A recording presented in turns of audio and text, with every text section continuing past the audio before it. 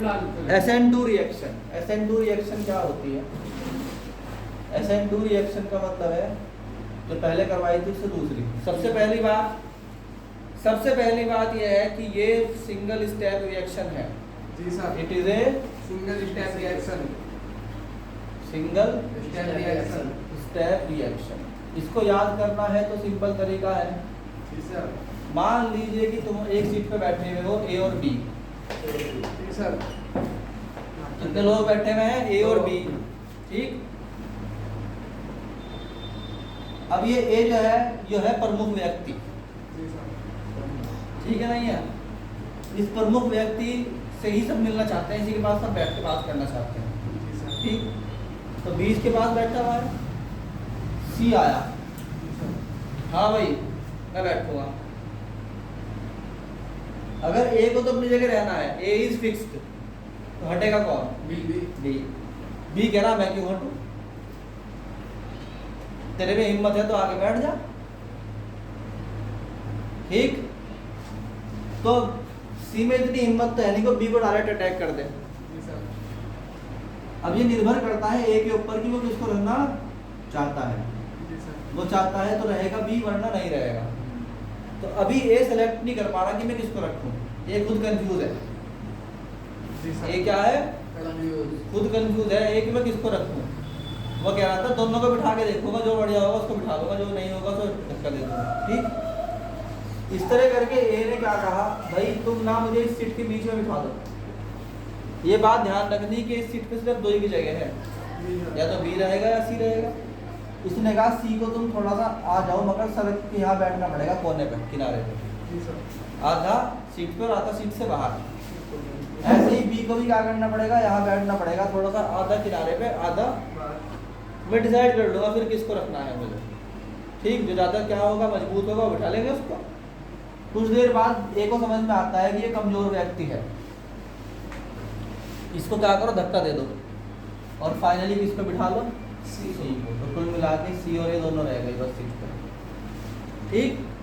इसमें एक बात ध्यान करने की है कि एक वक्त ऐसा आया था, एक टाइम ऐसा आया था कि जब दोनों एक ही जगह बैठे हुए थे। जी सर। एक टाइम ऐसा आया था जब दोनों, एक ही जगह बैठे। जबकि SN1 रिएक्शन में ऐसा नहीं हुआ था। SN1 रिएक्शन में पहले बी शराफत के साथ छोड़ के चला गया, भाई साहब आ जाओ बैठ जाओ, मैं तो दिखने का भी इंतजार। ठीक। इसमें ए भी रहा, बी भी है और सी भी है, एक के साथ है, दोनों झगड़ा हो रहा है कौन रहेगा। जी सर। ठीक है। इस तरह से कहते हैं SN2 रिएक्शन। SN2 रिएक्शन में क्या होता है, in this reaction an alkyl halide,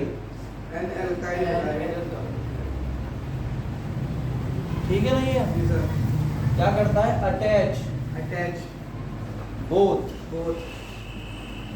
existing, जो पहले से कौन है, पहले से एग्जिस्टिंग है कौन, हेलोजन बी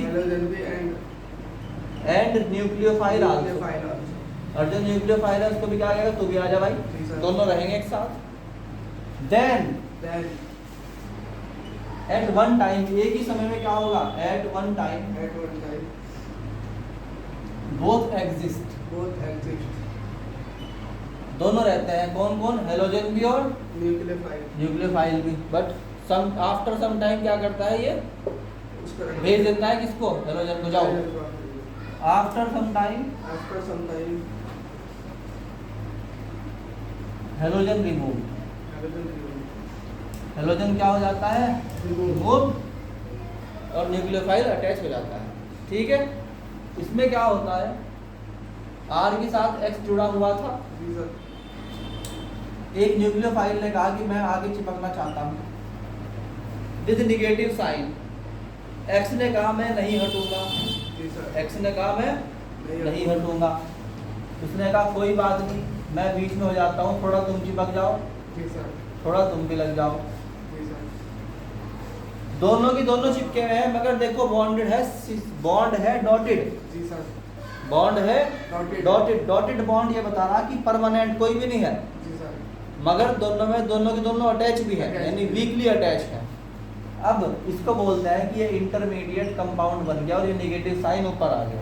जी सर, इंटरमीडिएट कंपाउंड। जो छोड़ के जाएगा उसको नेगेटिव साइन मिलेगा, मगर सवाल यह है कि रहेगा क्यों। भाई दो बातें हो सकती हैं, ना पसंद आए उसको न्यूक्लियोफाइल, वो कहते तू ही जा वापस। जी सर। आर एक्स के साथ पहले से अटैच है, आर बोल सकता है कि मुझे नहीं पसंद आया तुझा, मैं तो एक्स के साथ वापस रहूंगा। तो ये कैसे होगा डिटरमाइन, अगर a new nucleophile is more electronegative जी सर। देन एक्स तो वो रहेगा, और अगर x ज़्यादा इलेक्ट्रोनेगेटिव है तो फिर x ही रहेगा। जो ज़्यादा इलेक्ट्रोनेगेटिव है वो रहेगा, बाकी सब भाग जाएंगे। ठीक, तो यहाँ पे क्या पता लगा भाई, r के साथ NU चिपक गया और x माइनस बन के चला गया। हाँ।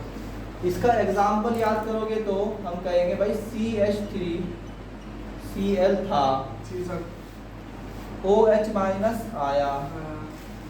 एक कंपाउंड बना क्या, CH Cl CH3 और OH, ये भी डॉटेड ये भी डॉटेड, इसका मतलब कमजोरी से बंधे हुए हैं। जी सर।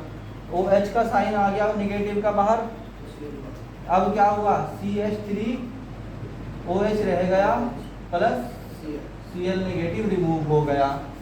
आई बात समझ में, जी सर। ये था इसका एग्जाम्पल। ऐसे ही एग्जाम्पल होंगे, चाहे कोई सा भी एग्जाम्पल हो, तो सी के एग्जाम्पल। ठीक है सर। आई नहीं बात समझ में? आगे सर। तो ये था SN2 रिएक्शन। अब SN2 रिएक्शन के बारे में एक बात समझिए, हमेशा इन्वर्टेड प्रोडक्ट बनाएगा, always form always for inverted product. कौन सा प्रोडक्ट बनाएगा भाई ये? इन्वर्टेड। दूसरी बात यह है कि इसकी रिएक्टिविटी जो होगी, रिएक्टिविटी टर्शरी की सबसे ज़्यादा, फिर सेकेंडरी की, फिर प्राइमरी की और फिर CH3X की। जी सर। बोलो। Yes sir. तीसरी बात, स्ट्रॉन्ग न्यूक्लियोफाइल फेवर करता है, क्योंकि झगड़ना पड़ता है, जो ज़्यादा मजबूत होगा वो टिकेगा।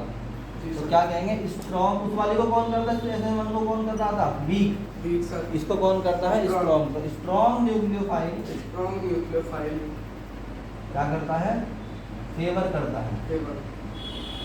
SN2 reaction.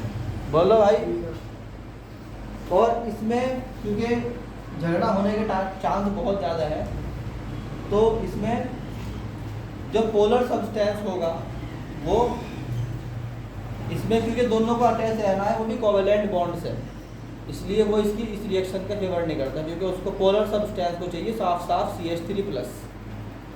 ठीक है, तो ये कहता है non polar solvent non polar solvent क्या करते हैं भाई, फेवर करते हैं इस रिएक्शन। जी सर। खत्म हो गया। ठीक, नोट करो इसको।